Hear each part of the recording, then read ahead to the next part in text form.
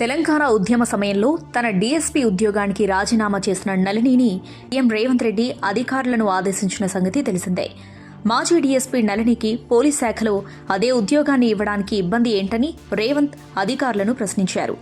నళినికి ఉద్యోగం చేయాలని ఆసక్తి ఉంటే వెంటనే విధుల్లోకి తీసుకోవాలని సీఎస్ డీజీపీలను ఆదేశించారు. పోలీస్ శాఖలో మార్గదర్శకాలకు సంబంధించి అవరోధాలేమైనా ఉంటే అదే హోదాలో ఇతర శాఖలో ఉద్యోగాన్ని ఇవ్వాలని రేవంత్ రెడ్డి సూచించారు. అయితే తనకు తిరిగి ఉద్యోగం ఆఫర్ చేయడంపై మాజీ డీఎస్పీ నళిని స్పందించారు. సీఎం రేవంత్ రెడ్డి తనపై చూపిస్తున్న అభిమానానికి కళ్ళు చెమ్మగిల్లుతున్నాయన్నారు. గతం ఒక రీల్లో తన కళ్ల ముందు కదలాడుతుందని చెప్పారు. తనకు తిరిగి ఉద్యోగం చేసే ఆసక్తి లేదని, తనలోని డైనమిక్ ఆఫీసర్ని గతంలోనే హత్య చేశారని ఫేస్బుక్లో సుదీర్ఘ పోస్టు రాశారు. గౌరవనీయులైన సీఎం గారు, మీరు నాపై చూపిస్తున్న అభిమానానికి నా కళ్ళు చెమ్మగిల్లుతున్నాయి. మీ ఆత్మీయత నా హృదయానికి గొప్ప స్వాంతన కలిగించింది. ఈ నేపథ్యంలో గతం ఒక రీల్లా నా కళ్ల ముందు కదులుతుంది. ఇన్నాళ్ళు నేనొక సస్పెండ్ ఆఫీసర్గా సోషల్ స్టిగ్మాను మోశాను. నన్ను ఆనాటి ప్రభుత్వం 3 ఏళ్లు చాలా ఇబ్బంది పెట్టింది. ఒక్క మాటలో చెప్పాలంటే క్షణక్షణం ఒక గండంలా గడిచింది. తెలంగాణ ఉద్యమం ఉవ్వెత్తున లేచినప్పుడు 2009 డిసెంబర్ 9న నేను చేసిన రాజీనామా చాలా సంచలనం రేకెత్తించింది. అదే రాత్రి చిదంబరం గారు చేసిన ప్రకటన ఉద్యమాన్ని చప్పున చల్లార్చింది. నాటి సీఎం రోసయ్య గారు మహిళా దినోత్సవం రోజున నాకు నా ఉద్యోగాన్ని కానుకగా తిరిగి ఇస్తున్నట్లు ప్రకటిస్తే నేను రాజీనామాను విత్డ్రా చేసుకుని డిపార్ట్మెంట్లో చేరాను. నా జీవితంలో నేను చేసిన అతిపెద్ద తప్పు అదే. 18 నెలలు పద్మవ్యూహంలో చిక్కుకున్నట్లు నేను ఎదుర్కొన్న ఒత్తిడి, అవమానాలు నాకు బ్యూరోక్రసీపైనే నమ్మకం పోయేలా చేశాయి. ఉమెన్ ప్రొటెక్షన్ సెల్లో పోస్టింగ్ ఇచ్చి నాకు ఛార్జ్ మెమోలిచ్చి ఎక్స్ప్లెనేషన్స్ రాయమనడం, యాన్యువల్ కాన్ఫిడెన్షియల్ రిపోర్ట్స్లో అడ్వర్స్ రిమార్క్ రాయడం, బ్యాచ్లో నా ఒక్కదానికే ప్రమోషన్ ఆపేయడం, ప్రొబేషన్ పీరియడ్ ఎక్స్టెండ్ చేయడం వంటివి చేశారు. నన్ను ఒంటరిని చేసి ఒక కానిస్టేబుల్ కంటే హీనంగా ట్రీట్ చేశారు. ఈ విషయాలన్నీ ఆనాటి సీఎం కిరణ్ కుమార్ రెడ్డి గారికి మొరపెట్టుకునేలా చేశాయి. ఉమ్మడి రాష్ట్రంలో నాకు వారి అపాయింట్మెంట్ కూడా దొరకలేదు. బయట ఉద్యమ నాయకులను సంప్రదిస్తే వాళ్ళు నాకు సహాయం చేయకపోగా నన్ను ఎగతాళి చేశారు. సుష్మా స్వరాజ్ గారికి, సోనియా గాంధీజీకి లేఖలు రాసి నా పరిస్థితిని, రాష్ట్ర దుస్థితిని వివరించా. ప్రత్యక్ష ఉద్యమంలో నేను మళ్లీ పాల్గొనడం అనివార్యమనిపించింది. అందుకే 1/11/2011న ఫార్మాట్లో డీజీపీకి రాజీనామా ఇచ్చేసి ప్రజల్లోకి వెళ్లాను. శ్రీకృష్ణ కమిటీ ప్రభావంగా జరుగుతున్న జాప్యాన్ని ప్రశ్నిస్తూ నా ఉద్యమ కార్యాచరణ ప్రకటించా.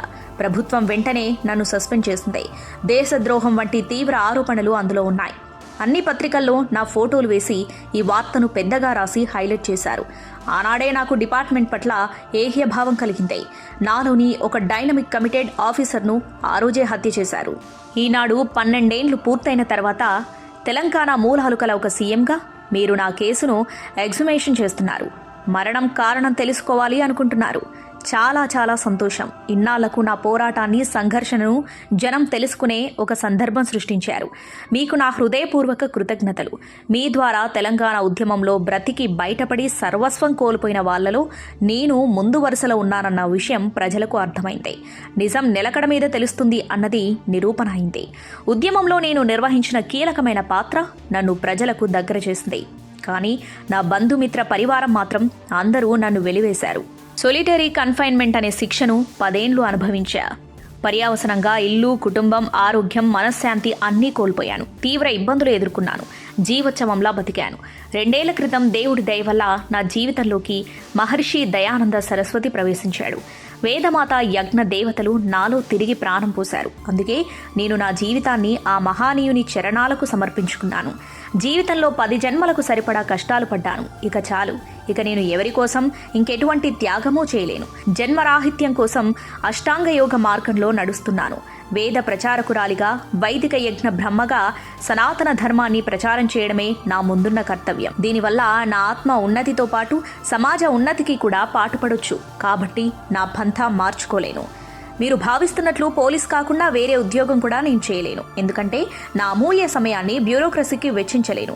శ్రేయ మార్గం విడిచి మళ్లీ ప్రేయ మార్గం వైపు రాలేను. అన్ని దానాల్లో గొప్పదైన విద్యాదానాన్ని చేస్తూ పుణ్యం మూటగట్టుకోవాలనే కోరిక తప్ప నాకింకేమీ లేదు. పరమేశ్వరుడు నన్ను క్రిమినాలజీ నుండి ఫిలాసఫీ వైపు నడిపించాడు. గన్ స్థానంలో నా చేత వేదం పట్టించాడు. నా వాణిలో మాధుర్యం నింపి నన్ను ఆచార్యను చేశాడు. నా ఈ ప్రస్థానం చాలా సంఘర్షణమయం, వేదనాభరితం. నన్ను ఈ ఉద్యోగం నుండి ఎవరూ సస్పెండ్ చేయలేరు. నేను దీనికి రాజీనామా చేయాల్సిన పరిస్థితులు ఎన్నడూ కలగవు.